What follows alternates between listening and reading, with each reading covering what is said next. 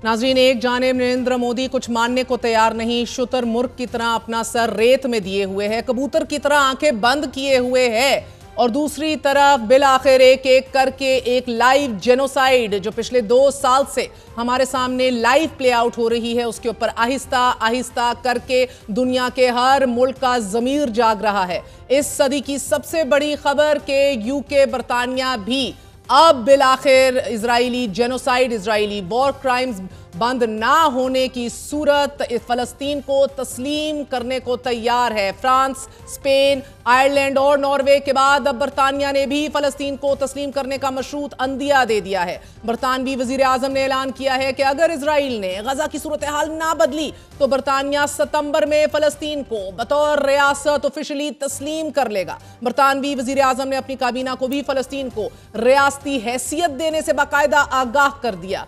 बरतानवी वजीर आजम ने कहा है कि इजराइल को गजा में जंग बंदी और 2 रियासती हल की जमानत देना होगी और इजराइल को अरब उर्दन में इल्हाक ना करने की भी जमानत देना होगी। इससे पहले जुमे को वजीर आजम यूके के उन्होंने ये कहा था कि फलस्तीनी रियासत को तस्लीम करना फलस्तीनियों और इजराइलियों की देरपा सलामती के वसीतर मंसूबे का हिस्सा होना चाहिए।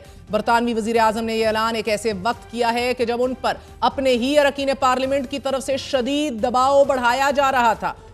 221 बरतानवी अरकान पार्लियामेंट ने वजीर आजम से मुतालबा किया था नाजरीन के बरतानिया को फलस्तीन को बतौर रियासत तस्लीम करना चाहिए। कल ही बरतानवी वजीर तजारत ने भी ये दावा किया था कि बुज़रा की अक्सरियत, बुज़रा की मेजॉरिटी फलस्तीनी रियासत को तस्लीम करना चाहते हैं।